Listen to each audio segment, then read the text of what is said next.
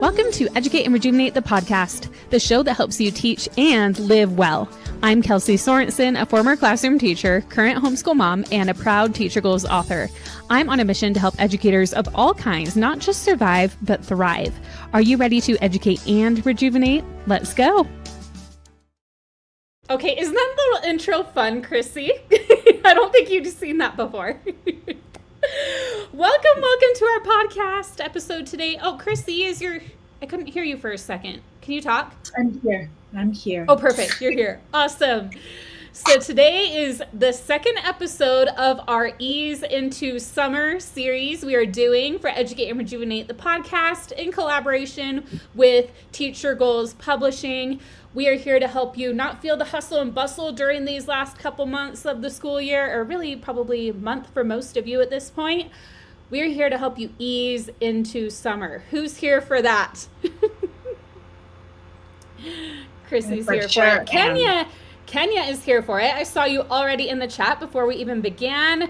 There are 84 of us here live right now, 97 now. The number is going up 100. Woo, woo, woo. Live in the studio with us. Most of you are on the Teacher Goals X platform. Love seeing it. What I want you to do, as always, we give away a Starbucks gift card to somebody who joins us live in the chat. So what I want you to do right now is, there are a whole bunch of you. I want you to say hello in the chat.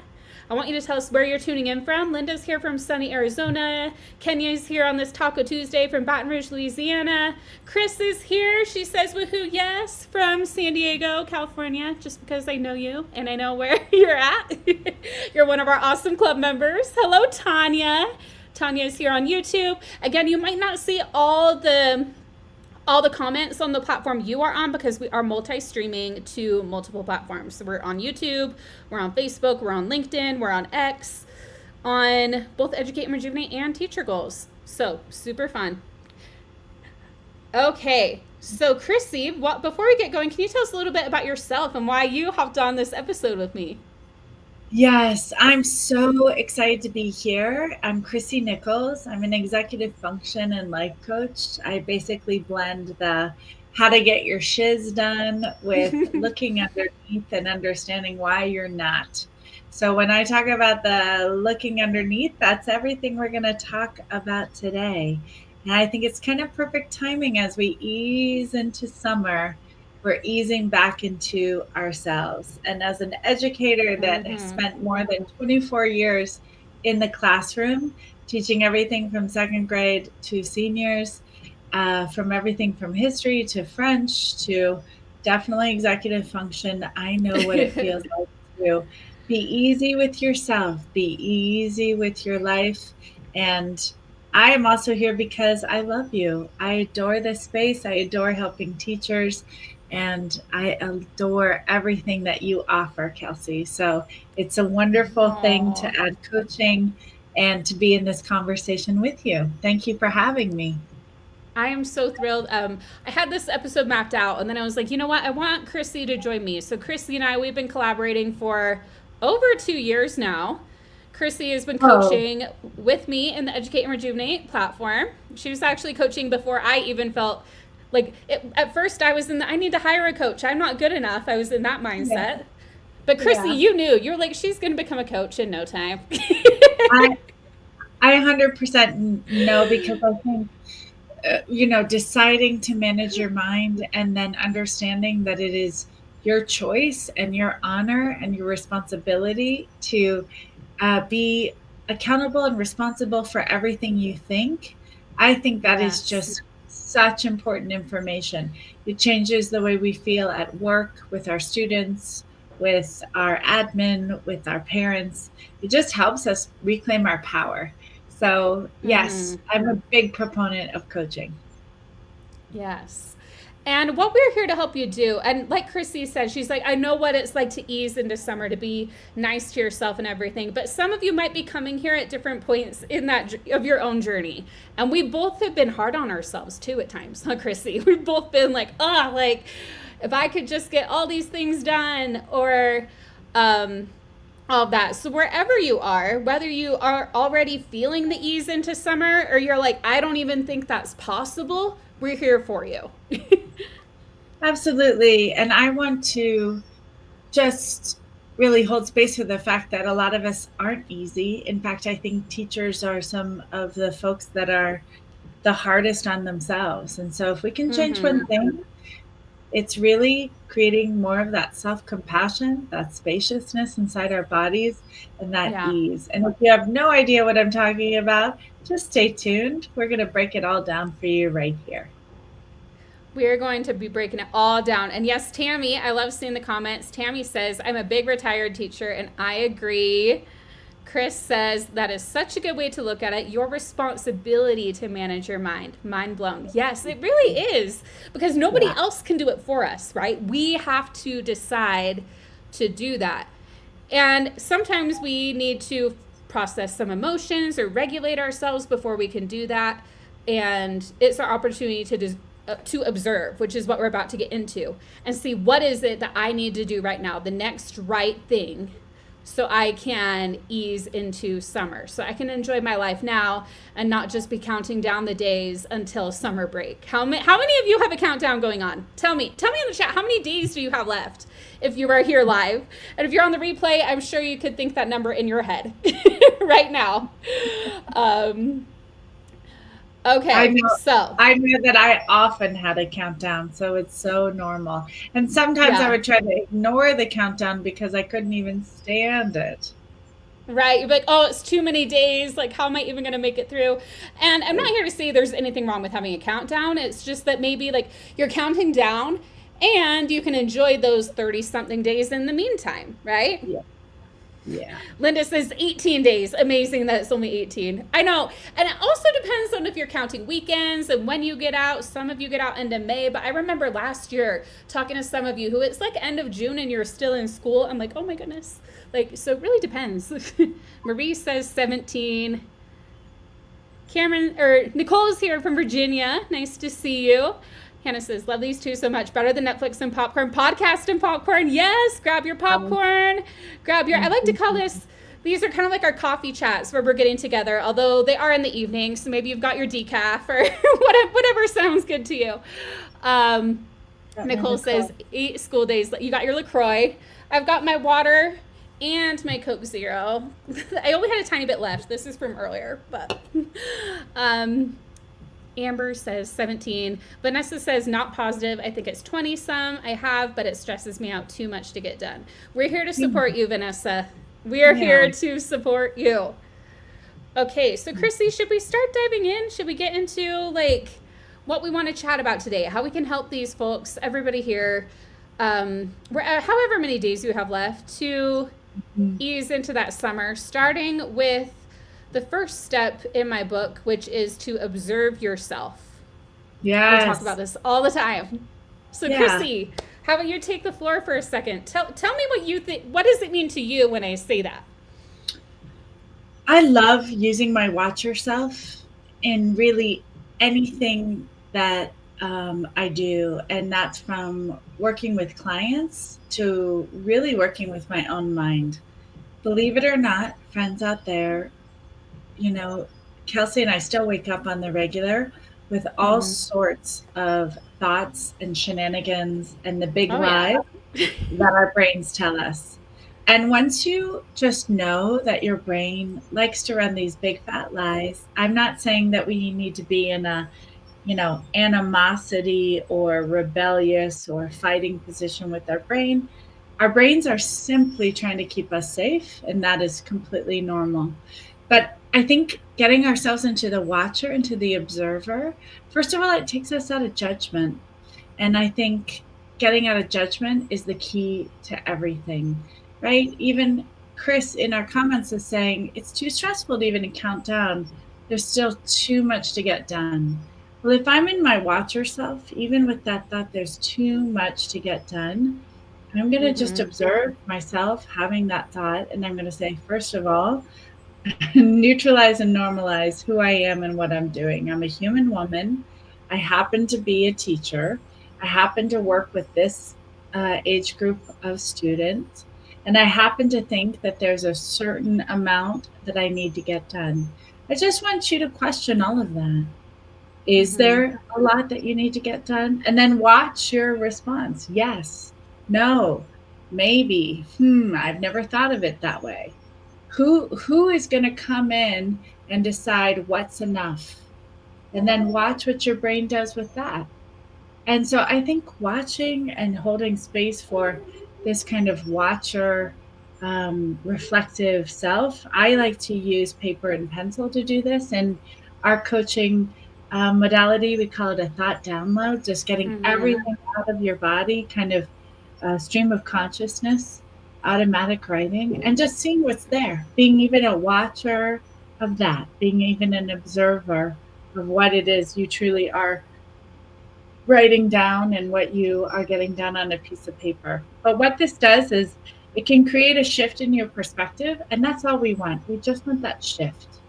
We want to hold space for the fact, hey, maybe the way I thought about it even 5 minutes ago, 5 years ago, 5 weeks ago, maybe I can look at that and decide something different for myself. We want to be open, willing, and noticing of a different way to be in our lives. Yeah. And that's what we want in our watch ourselves. What do you think, Kelsey? Tell me, Oh, what do oh, you think? Chrissy, I just love everything that you shared there. And I want to first add on to what you were saying and kind of like give my yes to all of that. Those of you who have been listening to the podcast or who are in the Educate and Rejuvenate Club, you know I love my Kindle Scribe. You can see I have all these notebooks where whenever I am feeling all the feelings, whenever I'm having so many thoughts spinning in my head, I grab this, I go into one of my notebooks or I start a new one, depending on the topic or just whatever I feel like right then, and I write and I write and I write. Mhm. And what it does is it really helps you shift from I am in these thoughts to I am able to see these thoughts on Mhm. something. It can be a piece of paper. For me, it's my digital Kindle Scribe, something outside of me Mhm. where I'm able to observe what has been going on in my brain. And I Mhm. think those thought downloads can be so powerful. And some other ways I've also been so in I want to mention, because again we're on the Teacher Goals platform. So again, I am the author of the book titled Educate and Rejuvenate, and I want to put this little thing up because I usually hold up my book, but I am not home right now and I did not bring my copy of my book with me. So sit tight. I wrote this book with Teacher Goals, and a lot of you are watching on their platform. So it's called Educate and Rejuvenate. You can see the cute little blue cover that they made for it right here. So if you go to that link, you can check out the book. But the first 5 chapters are about observing yourselves, and 2 of those chapters are about thought work, and then 2 of the chapters are about feeling our feelings and our nervous system. So when we talk about observing yourself, we want to make sure that we are paying attention to our thoughts and also what are we feeling about those thoughts, right? Like as we read what we wrote down, or as we're noticing that thought that was it Vanessa who said there's too much to do. And when you ask the questions, Chrissy was saying, what feelings are coming up? Are you feeling resistance? Like just noticing and observing, like what is the full experience. Our mind is part of our body, so again we're paying attention to our mind, and we're paying attention to, is our pulse rushing, we're paying attention to what emotions am I feeling, and all of those things can help us to become that observer where we're able to separate it from a little bit. So yes, I might be feeling that anxiety, I may be feeling that stress, but I'm also noticing it. It's like there's a different part of us, which we're going to get into parts, Chrissy, aren't we? We sure That are. can notice the full experience, the watcher part, right? Where we can really see what is going on. 100%. I love what you said there, because I think what you underscore when we do separate between ourselves and our writing, and I'll just show everybody out there, since we are live, and I want you to know that I have to do this work in real time. Mm-hmm. Like this is me just kind of I love it. about Yeah. thinking. Some of you, I am only showing you some of these pages so that you understand that, like, this is another page, excuse me, boom. Um, some of these pages are in response to writing prompts that I am going to ask my clients, my students to do. And they're in answer to these questions. Some of the questions I'm just going to read and just vulnerably share. What am I afraid of? What Mm. stories or memories really bother me? What have I not forgiven myself for? What have I not forgiven someone else for? Is there anything I feel ashamed about? What do I wish I could change? So, if you can imagine all of those pictures that I kind of shared and showed, you might think, well, Chrissy, I don't even have time. I don't even have time to sit down and do that. You know what? The game I play with myself is when I really need to empty out. And the reason that I write just about those kinds of things in my life is to create the spaciousness for the shift. And so that I can understand that I'm not shame, I'm just having a feeling of shame, Yeah. or I'm not um, the one who's being really petty about not forgiving someone or, you know, myself for something. I'm just having that feeling. There's a part of me that Mm-hmm. it's probably a protective part. We'll get into that in a sec, but Yes. I'm not these things. I'm feeling these things. I'm not this woman.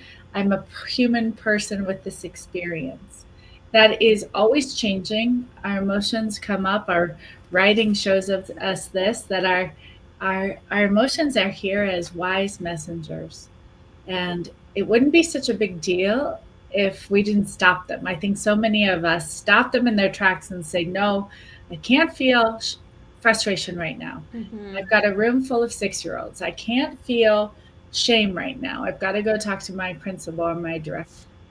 Now, the thing is, you can you just have to step into your classroom and Oh, get a there we go. Your is oh your is your sound cutting out for everyone or just me? It's oh like you went in shoot, and out for a second, and oh now you're no, good. am I good? Okay, I'll just restate You're good now. what I just said, but do this for me if it's cutting out. Um, all I want to underscore here is that the writing really helps you understand and see yourself from a different diagonal position. And that's what Mm-hmm. Kelsey and I really want to motivate you to look at, is how to see yourself in a different way. Yes. And I love those questions so much. I see Linda in the chat says she did.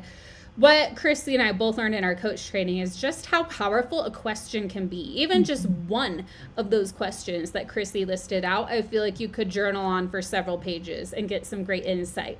And when you ask better questions, you get better answers, right? So when Yeah. you have a really good question and you really answer it truthfully and honestly, knowing that you're the only one who ever needs to read it or know what's written down, it can give you so much awareness. Self-awareness is what we're going for Mm-hmm. when we're observing ourselves. We're going for understanding what is going on for me.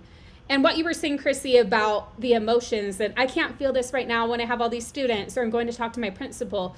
The fact is, like, we have emotions and they're not bad. They're signals, they're telling us something. And sometimes we do need to feel that emotion for a second or do something to acknowledge it rather than trying to push it away. Wouldn't you say, Chrissy? 100%. And in fact, one of our amazing, incredible members, Hannah, she says, I have kids in my school who are afraid to feel the negative emotions, and they need to be explicitly taught that these emotions are okay to feel. Mm-hmm. Hannah, you are the reason that we do this work, because if every teacher out there could Mm-hmm. practice on her own laboratory, his own laboratory, their own laboratory of themselves, and then be able to give this knowledge, I've heard it been said like, well, when do we learn about emotional intelligence? Nobody comes home skipping from the third or fourth grade on a Thursday and said, oh, I learned how to feel fear today.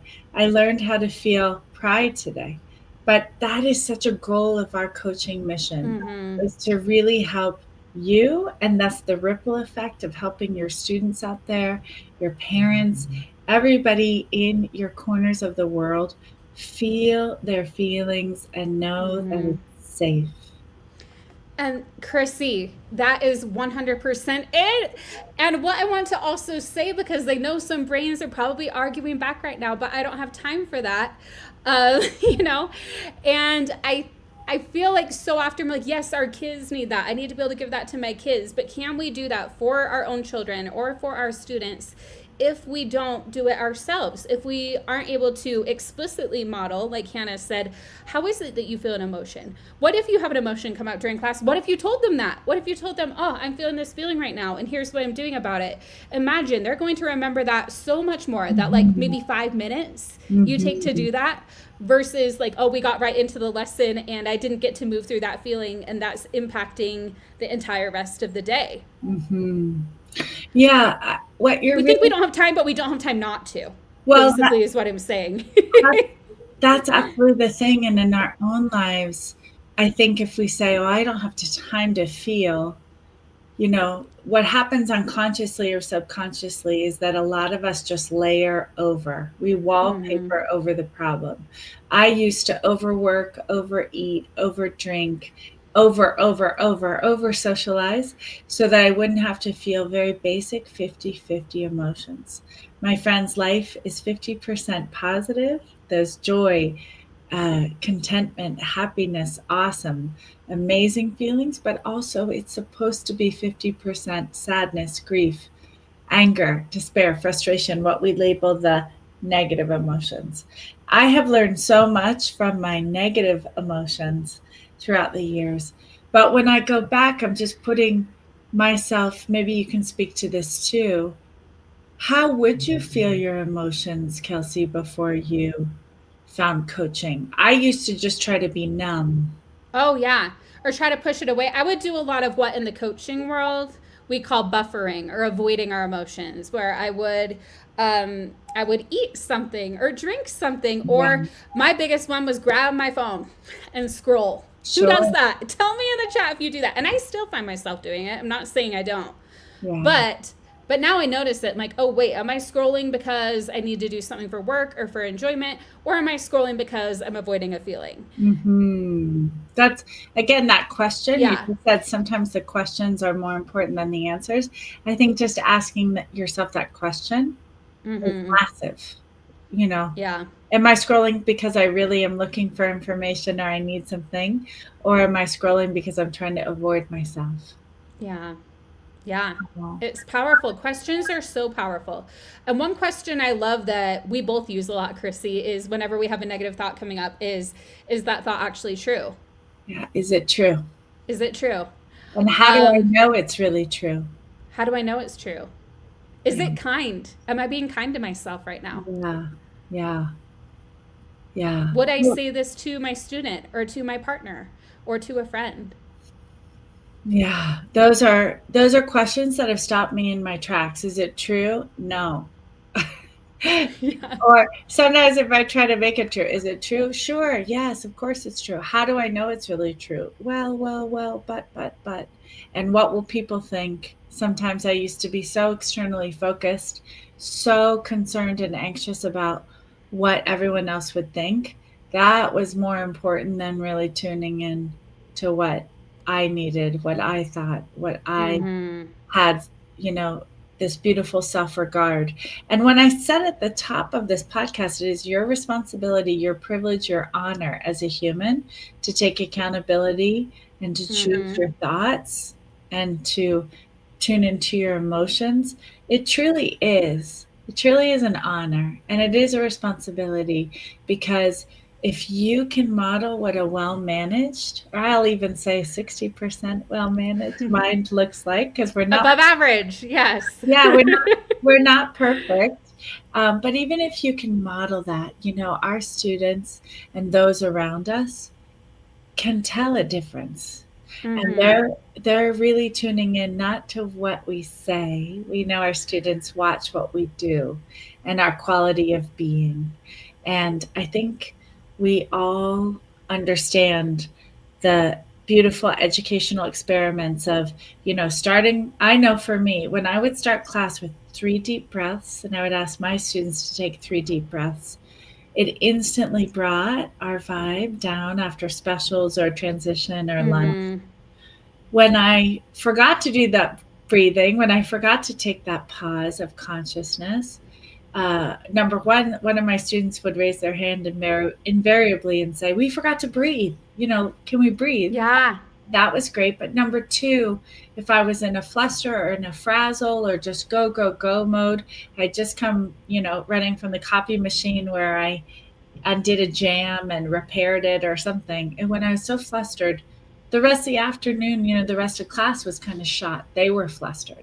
So I almost want everyone to remember that doing this work, understanding our parts, even at a really, basic, beautiful foundational level that we're going to talk about, is everything, because it allows you to be able to turn the thermostat up or down. And that's that responsibility piece that we're talking about in that modeling. I think it's the highest form of teaching. What do you think? Oh, absolutely. I mean, when you think about it, do students learn more from you just explaining it or reading it out of a book, or you showing them how to do something? Showing. Showing. Kinetic Like, yeah. Like so if we tell them like, oh, it's important to feel your feelings, but then we don't actually show them that, they can tell from our energy that we're feeling a feeling, but we're not acknowledging it, we're ignoring it, we're pushing it away. What do they get out of it? Oh, what my teacher or what my parent actually does is, what I'm actually supposed to do is push that emotion away and just pretend it doesn't exist.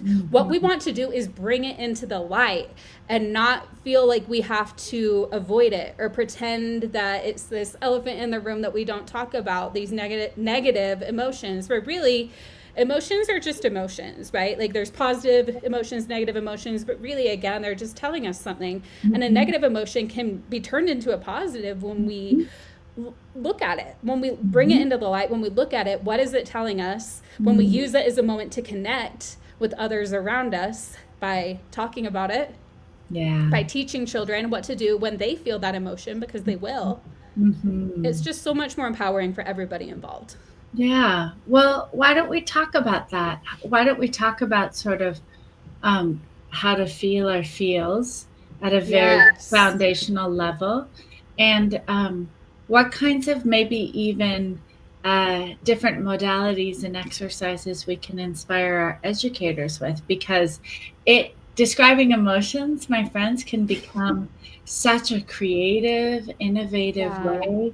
And I think kids get this. I think they understand what sadness looks like, feels like, its color, where it is in our bodies. I really think that we can follow the wisdom of our small PhD students when it comes to this, because they've been less layered on top of, right? They've been kind of less cultured, or had the effect of culture and society weighing on top of them.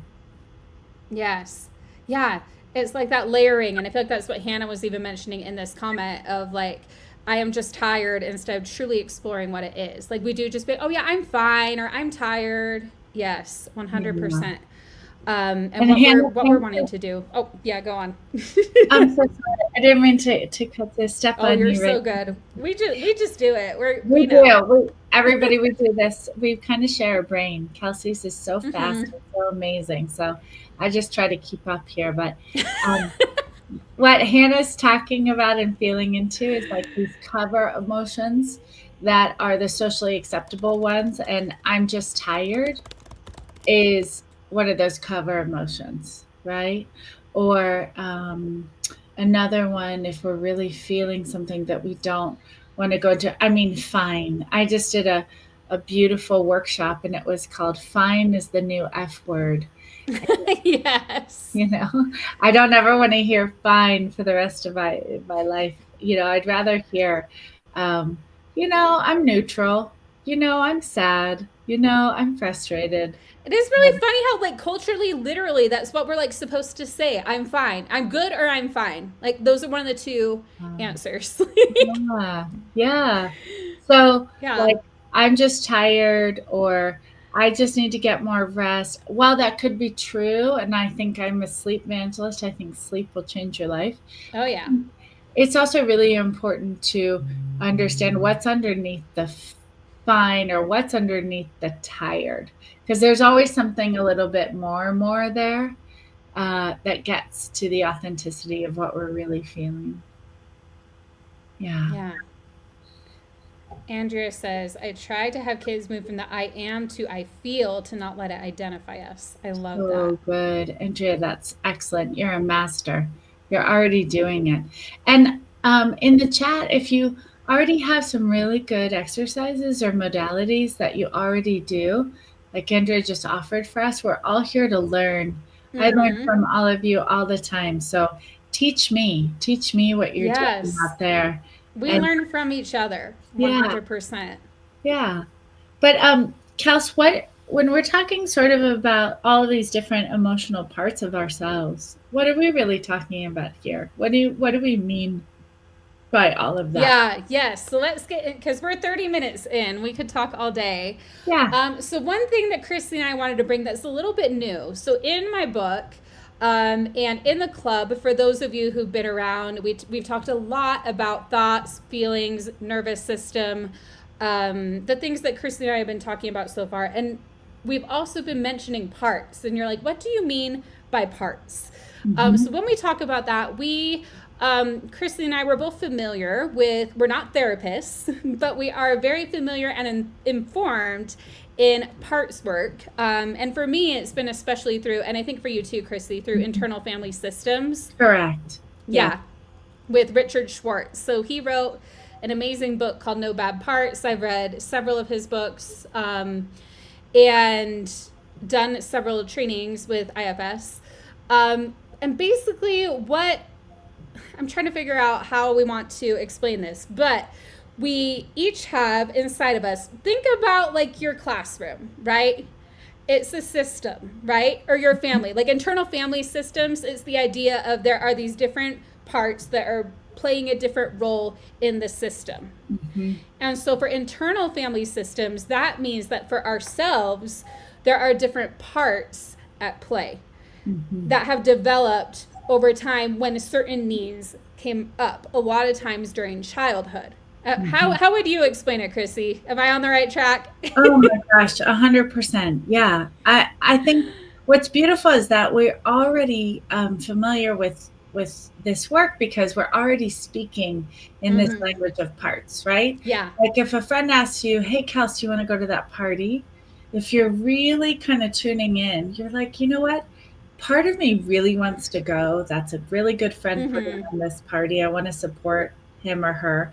But part of me also wants to just curl up on in my jam jams, eat something nice and snuggly, watch some Netflix and be quiet.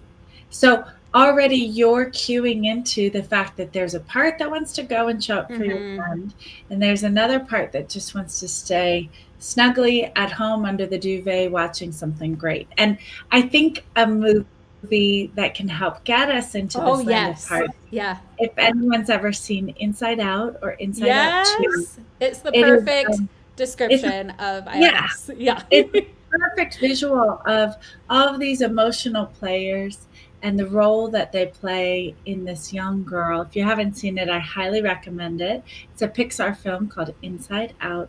And just this idea that as Dick Schwartz talks about it, I'm currently in an IFS informed class right now, and he just talks about the fact that, I think he came up with this parts work metaphor family system because he was working actually with adolescents, and this was the languaging they were using, and he saw that there are really no bad parts, as Kelsey referenced so smartly, the title of one of his books, that all of our parts inside of us are actually working for us, which I find so positive and lovely, that I don't have to be at war with my brain or with my heart or with my gut, that I can tune into anger, which, by the way, coming from my family of origin, was not an okay emotion for us to feel.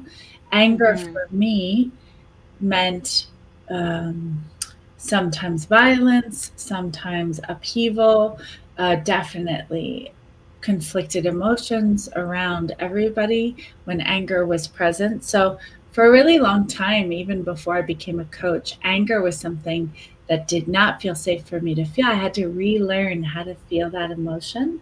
That has given me so much wisdom. But knowing that I don't want to cut anger out of my body. Yeah.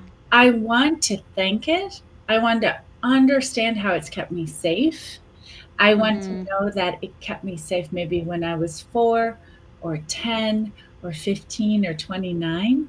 But at age beautiful 50 now, I I I can feel it. I can understand the wisdom it's giving to me, but I don't need it to be cut out of my body. And at the same time, I can feel it. And I can also say, hey, do you want to join with another part? So, this idea that my other emotional parts, like compassion or even understanding, can work with anger together like little buddies in a group, in a classroom, in a group project, and they can hold on to each other and they can work together. I know that sounds really simplistic, and if all of you out Yes. there are familiar with IFS, I don't mean to dumb it down or be reductive in any way. There's so There much, but I think that's a there good way to describe it. What do you yeah. think? No, there's so much to it, and yet it's like so complicated, but Mhm. yet the basic explanation of it is actually really helpful to know and understand and realize, like, oh, yeah, like it doesn't have to be this big overwhelming thing. You can do years of work in it. I've been seeing an IFS therapist weekly myself for over a year now, so I've been getting very familiar with all of my parts.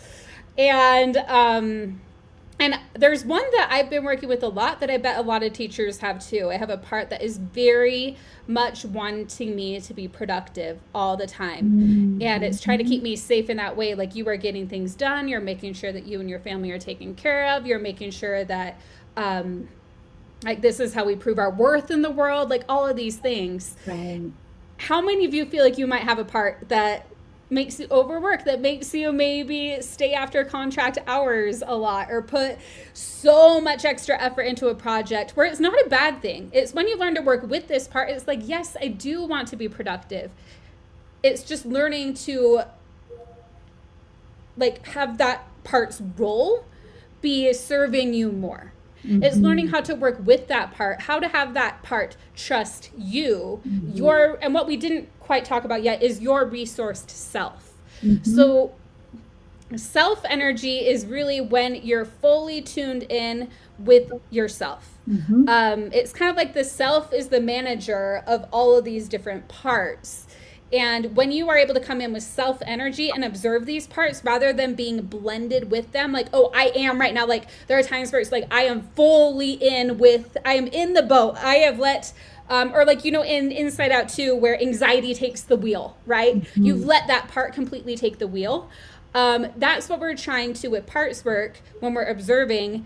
We let our resourced self take the wheel, but still realize those parts, like, hey, this is the role you can play, this is how you can help us, because our parts, Mhm. they all have really good intentions, they're all trying to help us to in a certain way. They might just be a little misinformed about why, because they might have developed when you were 8 years old on the playground, or when you were 12 years old and your parents got divorced. Hello to me. Or, you know, different times in your life where these parts might have developed, and they don't realize that, oh, wait, I'm not a 12-year-old girl anymore. Like, Right. actually, like, the coping mechanisms you were using then made sense at that time. And now I'm much older and we can do it this other way now, and just have it get to know you now. One of the things that in IFS would be like, "What? How old do you think I am?" And that part thinks you're still like 12 or whatever, and it's like, no, Yeah. actually, I'm not. We've grown a lot since then. Yeah. I will also thank you so much. That's so impactful, your work with your own IFS amazing practitioner and this kind of self energy. Another person that I highly recommend in the thought leader space and the coach space is a woman named Gabby Bernstein. Yes. You you might know her, a lot of you out there, for her work in manifesting. She has an amazing app. She's a wonderful leader in our sphere. I mean, Mm-hmm. I've never met her, but I call her my colleague because she is my colleague, and she is so familiar and in love with this part's work. I think it dovetails perfectly with coaching in this way. Like, you don't have Yeah. to necessarily be um, I also love therapy. I think it's a wonderful thing to do. But if that's not your jam, or if that's not the entry place you want to be in, I highly recommend you check out the work of Gabby Bernstein. We can link to her. Oh yes, She has a she's got a book that she just released called Self Help. yes, That's really good and goes into IFS and how you can do these check-ins yourself. yeah. I thought I would just like, for folks who are even more curious and they're like, well, I Yeah, read the share book. those. Yeah, Yeah, do you mind if I talk about? yeah, Kind of please do. Also, did you know I met Gabby? Did you know that? Did I tell you that? no, our I was on her colleague. Instagram stories in Phoenix last year. It was so fun. Okay, Wow. but go on. I want to hear. That's going to be bonus material in a second. We're going to Bonus hear material. all about. No, I just ran into her in the bathroom at a conference, and I was like, oh, I love your app, and then we started talking, so it was fun. Well, she's just the best. She's the best. Yeah. Of course she is. Yeah, of course your heroes are the best. But also she's just our colleague, puts her pants on Yep. one gene Yep. at a time. Just like everybody else, we're all human, right? I think with the watch yourself and what we were talking about earlier, Gabby's IFS check-in, and by the way, her book, Self-Help, which is such a fun play on this development world, this self-help world, but also like accessing self and this self-energy that we're talking about, this higher self. I think what's beautiful is that Dick Schwartz, who came up with this model, he's written the foreword of her book. So he's all about bringing this to the masses. And yes, it doesn't have to just be in a therapy office. Like no, it can be like through this. reading a book. It can be like you're learning it with us right now, and we're doing a workshop with the club this month too. Like so many ways. Oh, yeah. We are? Tell us more about that. I'm like, wait, Chrissy, you haven't forgotten, have you? I was teeing you up, but we'll talk about it after. I'm like getting ahead. You need to share the steps, and then we'll share about our workshop. Sounds great. Okay, we're going to dive a little bit more, gang, into this in the workshop. So if you're thirsty for more, just stay tuned. But Gabby talks about step 1. It's very much like this idea of being the watcher. You need to just choose to check in. You need to decide. And it doesn't have to look like pages and pages in my journal, but it's just a decision maybe to take a deep breath, maybe close your eyes, maybe just choose to make that choice to turn inward, right? Emotions are a guidance system. So step 1, choose to check in. Step 2, curiosity. Be curious. Maybe put your hand on your heart, maybe on your belly space. What that does is that calms your sympathetic nervous system right down, and you just slow your breathing down, and you just notice with curiosity, with that watch yourself, what you're feeling, what you're noticing, what part is kind of coming to the forward, who's kind of standing up. Then step 3 is with that part. Maybe it is, as Kelsey just said, let's say it's productivity. Or sometimes I call her go, go, go girl. Like go, go, go. If my go, go, go stands up, I just ask it, what do you need? And then I take notes. I literally do this like a little play between me and my part. And then it tells me. And then I ask it again, what do you need? And then I write and I listen. And even if it sounds crazy, what this part needs, like I need Zumba class, whatever, I write it down, right? And then the last step of the 4-part check-in is just check in for any of these big C words, quality of self. Is curiosity present, or compassion, calm, clarity, connectedness, courage, and confidence, creativity? If any of those C's are around, and by the way, you're already curious because you're already doing this work. You're already compassionate because you're asking a part of yourself, which by the way is you, right? Don't get too tripped out about like, who's this I'm talking to? It's you. It's your very wise self and this part of yourself. You're already getting to this place of compassion, curiosity, and this work in and of itself is creative. So that's kind of the 4 steps, which I really love. You just decide, you kind of check in, You get curious, you ask that part, what do you need? There's so many other questions, but that's just an easy way in. Mm-hmm. And then really listen. And Yeah. it for me, Kels, when I really slow down and do that process, and believe me, I always need to do it more. But Mm-hmm. I know I've done my work when I feel a sense of relief. Yeah. I And agree. I feel like soothed. There's a soothing energy. But I was just about to ask, what about you? What's your way in, or how do you kind of access this for I yourself? mean, what I did, and it's crazy because before I even read Gabby's book, I feel like when she listed her check-in, it's just like, oh yeah, like that's how it works, you know. And but she just put some really great wording to it and Yeah. like a framework. But it really is, and it ties right in with even the coaching framework I talk about in my book. It's we're observing, right?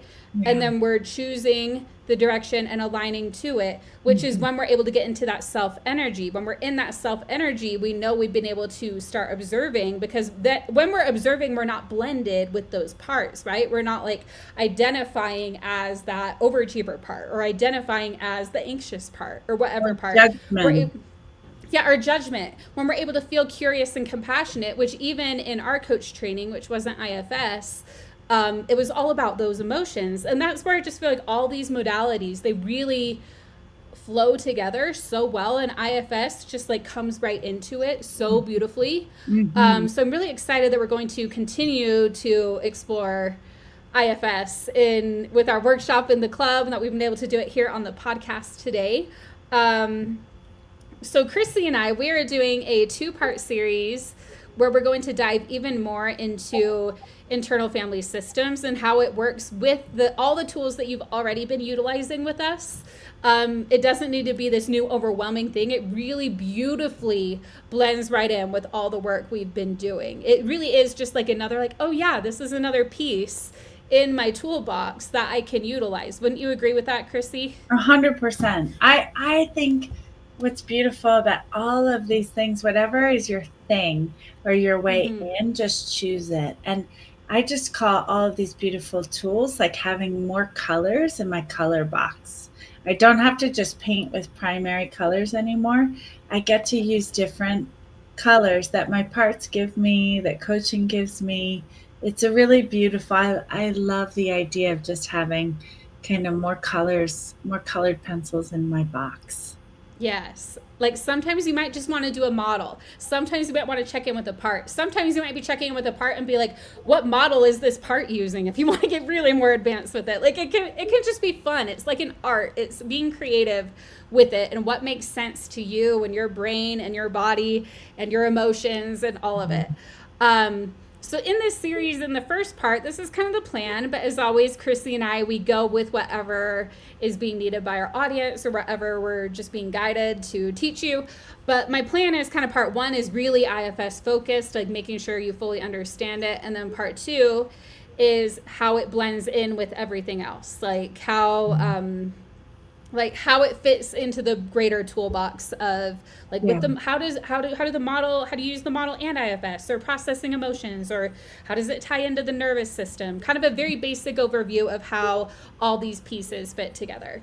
And Kelsey and I've already had some great conversations about not just talking about this work, but actually seeing the practical example Mm-hmm. of it. So I'm really Yeah. hoping Kelsey will coach me live Oh or yeah. vice versa. Or we'll give We've done somebody that else the before. opportunity first. But Yes. Chrissy and I, we're not afraid to coach each other. Those of you who are in the club, our recent call, Chrissy coached me. No, wait, no, I coached Chrissy, Yeah. and then you coached me. We coached each other. Yeah, but I mean, Yeah, I that was think that fun. I think it's so important to really talk about the nuts and bolts of like what Yeah. parts look like. I will tell all of you already that when I imagine my parts, and I think it's because I've had over 2 decades in education, my parts, and it's a rug.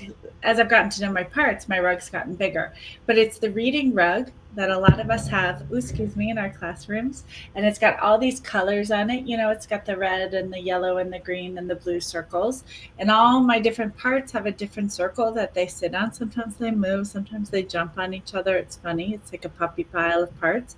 But when I ask who needs to kind of be recognized, who needs to stand up, is I'm right there in my reading room, with the reading rug, and the little circles will just kind of come up, and they have all different ages. Some of them are like human figures, some of them aren't, some Mm-hmm. of them are qualities. I have another client, when she does her parts work, she imagines that she's on a stage like a conductor, and all of her parts are in the orchestra pit. Oh, I And love that. yeah. And so the orchestra sort of pit members are her parts, and they stand up and come up on stage to talk to her or stand, and they allow themselves to sort of play what they need to say or play. It's really beautiful. She's not even a musician, but that's what works for her. So it's so Yeah. cool to get all of these creative visuals about how parts work is so personal and so cool. It's so different for everyone. Like for me, like it's been a lot of like writing about the parts, but now I've just started feeling the itch to like start actually like sketching them out and kind of map them out and everything now that I've been doing that for like a year. And it's just so interesting how it's different for everyone because some people start that way, some people start with like a visualization. Yeah. It's really up to you. I did see we missed a comment earlier, Chrissy. This is from Amanda. This was Oh. about 13 minutes ago. She said, I don't have a choice. The disappointment is when my students don't have empathy and don't care about my effort. So Mm. this is some like stuff like this. When we're feeling this, it is the perfect opportunity for coaching, for doing a check-in even, Mhm. right? Yes. And I just want to say, Amanda, like that disappointment you feel, Yeah.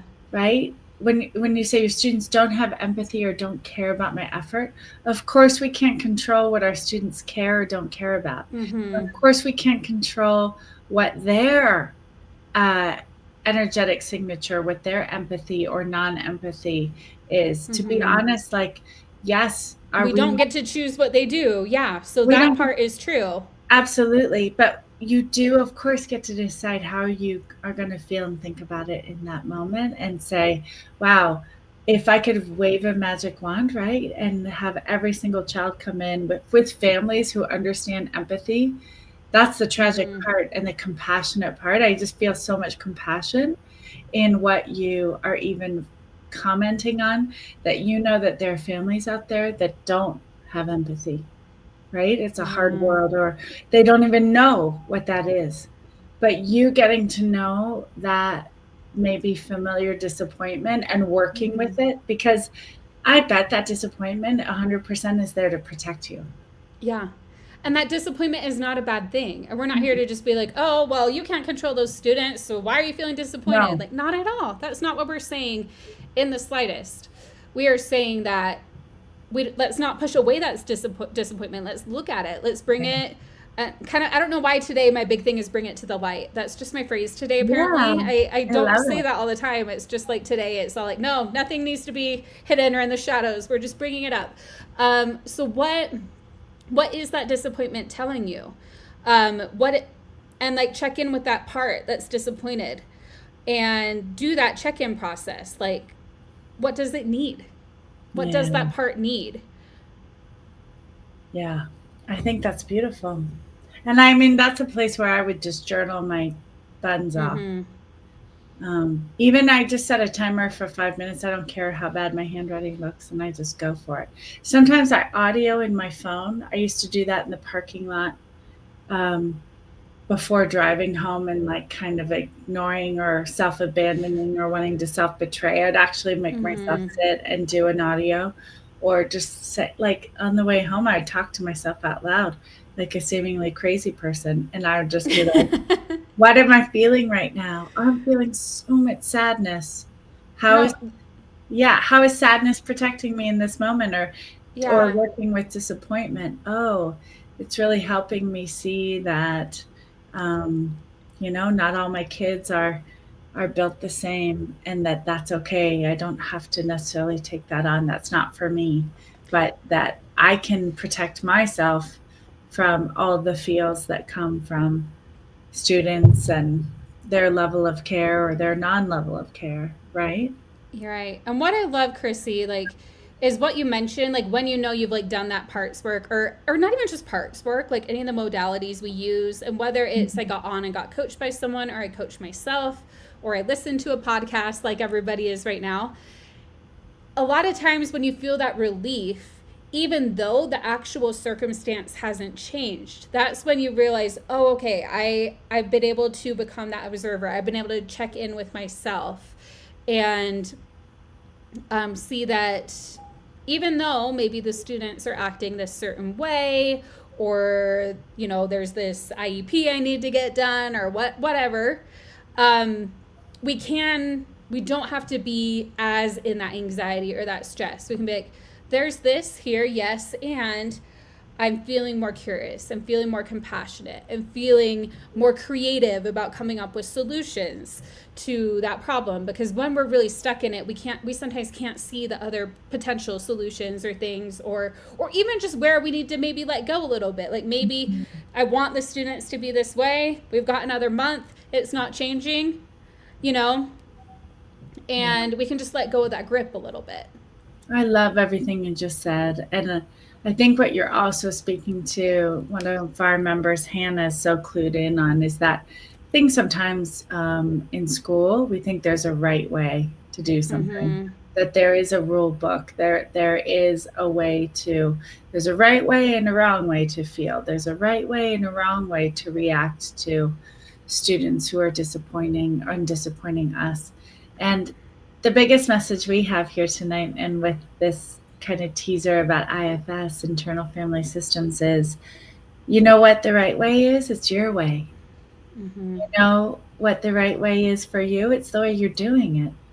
And you're here, you're learning, and just creating that more expansion and spaciousness inside your body.